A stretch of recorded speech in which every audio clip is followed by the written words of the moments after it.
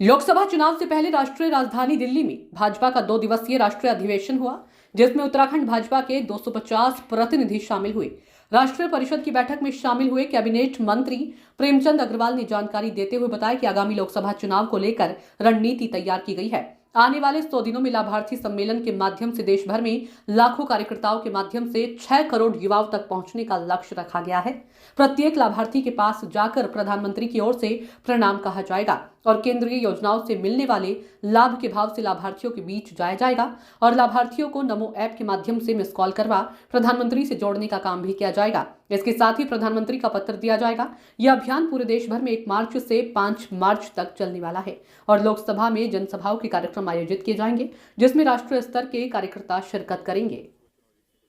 देखिए, 2 दिन की जो राष्ट्रीय परिषद की बैठक हुई, जिसे अधिवेशन का रूप दिया गया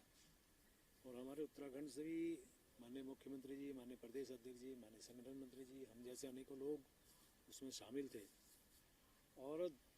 सबसे बड़ी बात ये है कि माननीय प्रधानमंत्री जी लगातार दोनों दिन वहाँ पे रहे, माननीय गृह मंत्री जी रहे, तमाम हमारे पार्टी के वरिष्ठगण उसमें थे। माननीय जगत प्रकाश नड्डा जी जो हमारे राष्ट्रीय अध्यक्ष हैं, उनकी अध्यक्षता में ये कार्यक्रम हुआ और जिस प्रकार से राजनीतिक प्रस्ताव वहाँ पारित हुआ और जो देश के अंदर 10 साल में काम हुए हैं, देशवासियों के लिए काम हुए हैं, गरीब कल्याण के लिए काम हुए हैं और जिस प्रकार से विश्व के अंदर देश की ख्याति बढ़ी है, साथ में जो एक प्रस्ताव कल माननीय गृह मंत्री जी ने रखा कि इस स्थिति में है आज कि विपक्ष पूरी हताशा की ओर है, भाजपा की आशा और विपक्ष की हताशा के रूप में जो प्रस्ताव कल माननीय गृह मंत्री जी ने रखा, निश्चित रूप से वो एक आई ओपनर का काम कर रहा था। 10 साल के अंदर जिस प्रकार से अनेकों ऐसे काम लोगों के लिए किए गए, गरीब कल्याण के लिए किए गए और अब ज्ञान, जिसके लिए माननीय प्रधानमंत्री जी ने कहा है, ज्ञान का मतलब है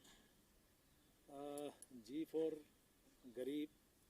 वाई फॉर युवा, वी फॉर ए फॉर अन्नदाता और N for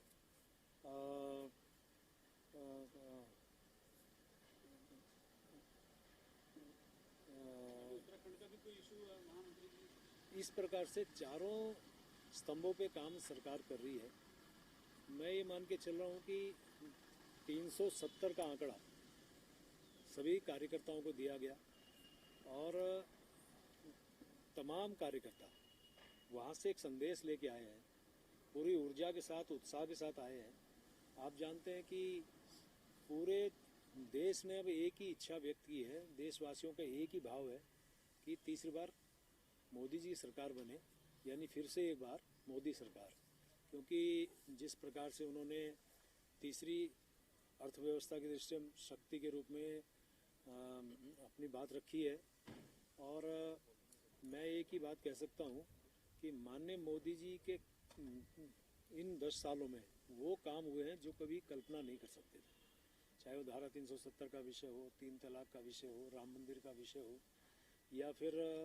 Kartarpur Sahib corridor का बात हो, अनेकों आयाम छुए हैं। तो हम लोग अब ये प्रयास करेंगे सभी लोग कि ज़्यादा से ज़्यादा मतांतर से हमारी सीटें जीतें। हमारे उत्तराखंड की 5 सीटें हैं, हम लोगों ने संकल्प पहले भी लिया था और हम दोहरा रहे हैं, 5 सीटें बड़े अंतर से हम लोग यहाँ से जिताएंगे। और चूँकि अब सिर्फ 100 दिन बचे हैं, इन 100 दिन में हर मतदाता के पास, विशेषकर नए मतदाता के पास हम लोग जाएंगे, लाभार्थियों के पास जाएंगे, ताकि जनता को एहसास कराया जा सके कि मोदी है तो मुमकिन है। मंत्री जी, कोई उत्तराखंड